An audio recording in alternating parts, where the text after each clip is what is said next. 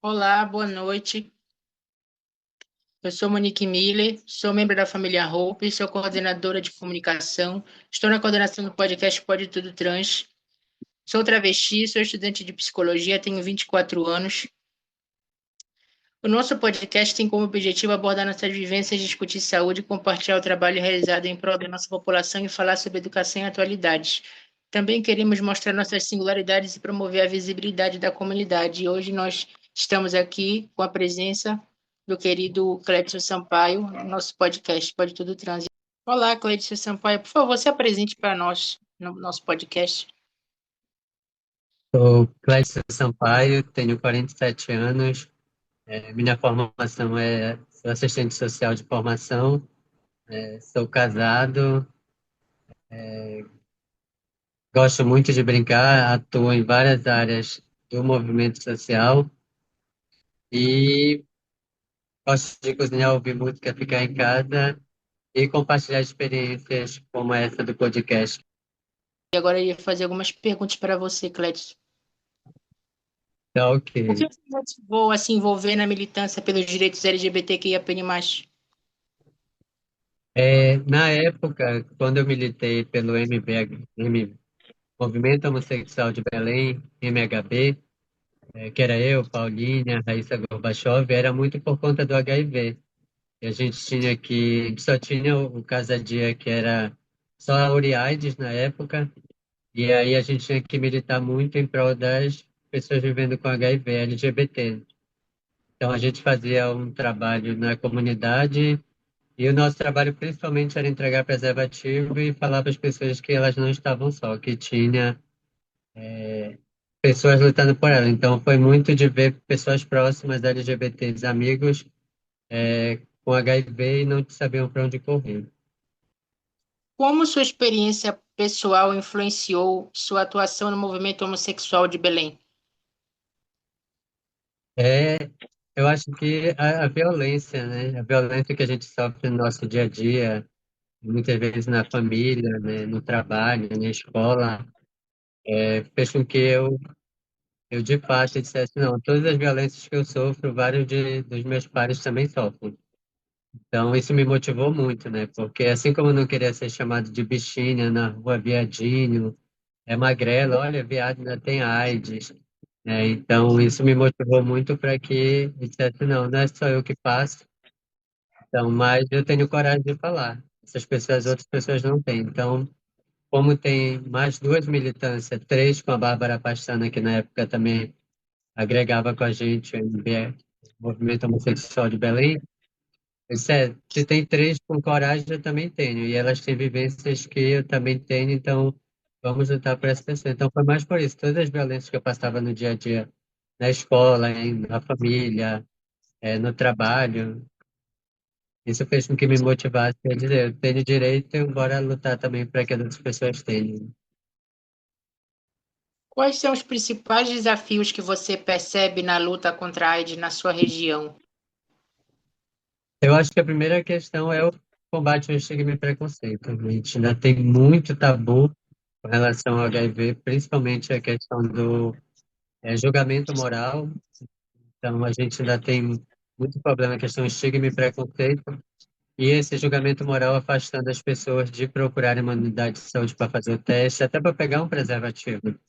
É como se não fosse direito delas. Então, acho que a falta de combate ao estigma e preconceito, a falta de informação e as unidades de saúde que precisam estar mais capacitadas para receber a população.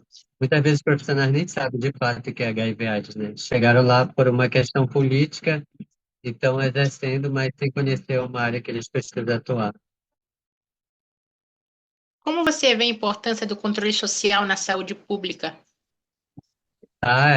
Para mim é um dos principais pilares, porque, por exemplo, na área que eu atuo hoje, que é no combate a DST, HIV/AIDS, tuberculose e hepatite virais, e na garantia de direitos das pessoas que vivem com HIV/AIDS, o primeiro programa de DST-AIDS que foi implantado foi por conta da pressão do movimento social, né? E todas as políticas hoje, tanto do HIV/AIDS quanto da população LGBT, é porque teve pessoas LGBT gritando: nós temos necessidade e essas necessidades precisam de urgência. Então, sem o movimento social, dificilmente o gestor consegue entender a realidade da nossa população. Então, eu vejo que o movimento social é o pilar principal, né, para a proposição de política pública, monitoramento e o controle social daqueles espaços, né, para que a gente não veja só como um ativista que briga, mas um ativista que luta por direito. Como você pode compartilhar uma experiência marcante na sua militância? Eu acho que é a humildade que eu conheci uma travesti chamada Raíssa Gorbachev, que infelizmente não está mais entre nós, e sofria tantas violências no local que morava, na rua, até na ONG, em algumas ONG que ela fazia trabalho, e ela mostrou que a gente, tendo escuta e humildade, a gente consegue avançar muito. Então, uma das minhas experiências exitosas foi essa aí, e por consequência, por escutar e ser humilde, eu acabei chegando no Conselho Nacional de Saúde. Então, a experiência exitosa de ter conhecido uma travesti que de fato lutava pela garantia de direitos de pessoas com humildade, escutando, me levou também tão longe como estar no Conselho Nacional de Saúde. Qual papel a religião desempenha na sua vida e na sua militância? Hoje eu sigo a religião espírita, mas sou devoto de Nossa Senhora de Nazaré, que as pessoas acham que uma religião ela não pode se transversalizar com a outra, mas transversaliza. Então, hoje eu sou espírita. Para mim, hoje a minha religião ela me traz paz, ela me traz entendimento, principalmente do perdoar, de ser perdoado, e que a gente não deve julgar, né? A gente deve acolher. Então, hoje a religião que eu sigo me dá muita fé para caminhar nisso, nessa questão do perdoar, ser perdoado e não julgar. Então, a religião para mim é muito importante e que pode ser transversalizada com todas as outras religiões. Gostaria de você ter respondido as minhas perguntas. Cledson, agora irei passar para o vice-presidente da família Roupe, Luciano de Almeida. Obrigado. Boa noite, tudo bem? Tudo. É um prazer estar aqui e também fazer algumas perguntas para você. Eu me chamo Luciano de Almeida, sou vice-presidente da família Hope e hoje estou aqui como apresentador do podcast Pode Tudo Trans. Cleidson, quais as iniciativas que você acredita essenciais para melhorar a qualidade de vida das pessoas vivendo com HIV/AIDS? Eu acho que é primeiro o movimento se organizar de fato, como era organizado há muitos anos atrás. Acho que a gente tem que dar três passos atrás e voltar a entender o que é movimento e que existem pessoas que dependem da nossa luta. A segunda é a gestão, entender que ela não faz nenhum favor para a gente. Na verdade, ela tem que cumprir o papel dela como gestão e fazer a política pública andar. E aí, terceiro é transversalizar, que a nossa luta ela não é só. Hoje, a pessoa vivendo com HIV, ela precisa de educação, ela precisa de habitação, ela precisa de assistência social. Então, para mim, são essas três questões. É o movimento, de fato, cair em si, o que são movimentos sociais. O segundo é que a gestão cumpra o papel dela como gestão. E o terceiro é que a gente esteja realmente, de fato, fazendo que as pessoas entendam que elas precisam dessa política pública. Que mensagem você gostaria de passar para os jovens ativistas que estão começando agora? E olhem para trás de toda uma história que foi construída, pessoas morreram para a gente estar aqui hoje. Em certo momento a gente não vai estar, então alguém tem que seguir a luta. Então, para essa juventude, elas são essencial na luta, mas elas olharam um pouco para trás de toda a história que já existe e agregar com quem está nesse momento para dar continuidade a uma luta futura, aqueles que vão estar à frente. Que tipo de apoio você considera fundamental para fortalecer a luta pelos direitos LGBT? Mais. A primeira é o movimento LGBT se unir de fato. Eu acho que esse é o primeiro passo. O movimento LGBT está unido, né, fortalecido, né, para que todas as batalhas que vêm a gente consiga enfrentar de mão dadas. Eu acho que esse é o primeiro passo. O segundo é a gente ver o que que a gente conquistou e o que que falta conquistar. E o que a gente conquistou, a gente reforçar essa conquista, para não cair na banalidade. E terceiro é cobrar da gestão mesmo, que as nossas políticas elas precisam ser existentes, porque pessoas estão morrendo por falta de política pública para a população LGBTQIA+. Como você vê a evolução da aceitação da diversidade no ano de 2025? Eu vejo boa, eu acho que as pessoas estão começando a entender mais, mas eu acho que ainda tem pessoas que aceitam sem entender. Então, eu acho que a nossa própria comunidade, ela não consegue, muitas pessoas não conseguem entender o que é ser uma pessoa trans, uma pessoa travesti, né? E aí acham que a própria bissexualidade hoje é uma coisa muito discutida, né?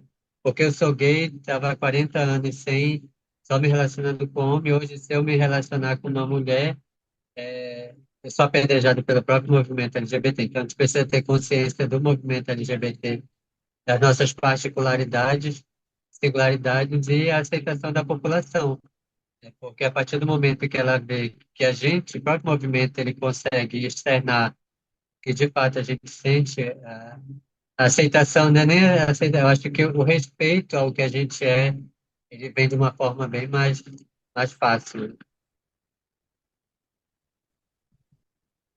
Quais são as suas principais conquistas que você, Cleidson Sampaio, destaca em sua trajetória?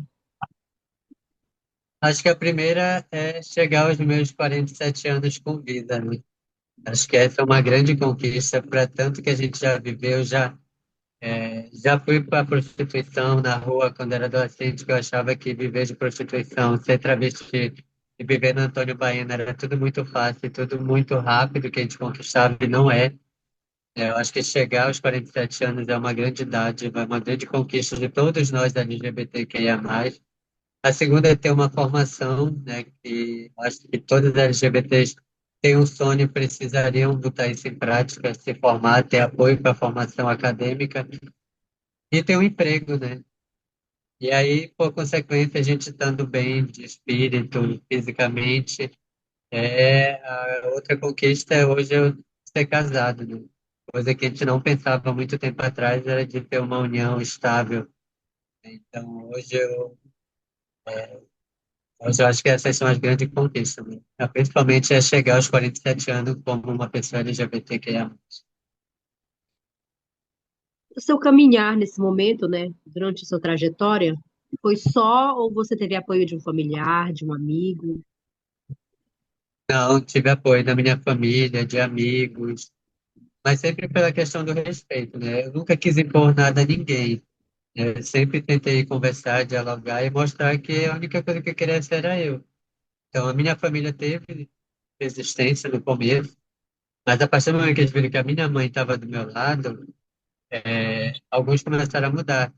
E aí eu te digo que uma das grandes diferenças de dialogar e respeitar foi que um tio meu que tanto me criticava, né, por aparecer na televisão, nas paradas LGBT de Belém, pediu uma foto do meu casamento no dia desse que eu estava com ele no hospital. Ele queria guardar de recordação a foto do casamento do sobrinho dele. O primeiro sobrinho dele, gay, assumido, que casou. Então, para mim, eu vi que valeu a pena. Eu do meu jeitinho, respeitando e dialogando, consegui o apoio de quem eu não tinha da família, mas sempre tive apoio de amigos, da família, de outros ativistas. Graças a Deus. E eu te digo, Luciano, que isso é ser privilegiado, né? Porque infelizmente não é a realidade da nossa população. Então, eu sou um privilegiado com relação a esse apoio que eu tive, porque no dia a dia a gente vê, a gente tem que acolher, a família Hope acolhe, né? Pessoas trans e travestis que são expulsas de casa. Então, eu sou um privilegiado e infelizmente é a palavra que eu uso para esse apoio que eu tive. A gente quer agradecer as suas suas respostas nas nossas perguntas e também te agradecer por estar aqui nesse momento, dizer que você é muito importante para o nosso movimento, para a família Hope, e a gente só tem que te agradecer nesse momento, né? Nossa primeira temporada, de pessoas que a gente tem um carinho muito grande, muito importante para nós, e você é muito importante para nós. E a gente só quer te desejar muita saúde, muita paz, muita felicidade. Cada momento você vai tendo novos caminhar, né? Casou, desejo que vocês sejam muito, muito felizes. Obrigado. E é isso. Uma boa noite para você. E é isso, gente. Mais um podcast e até o próximo. Tchau, tchau. Eu que agradeço, gente.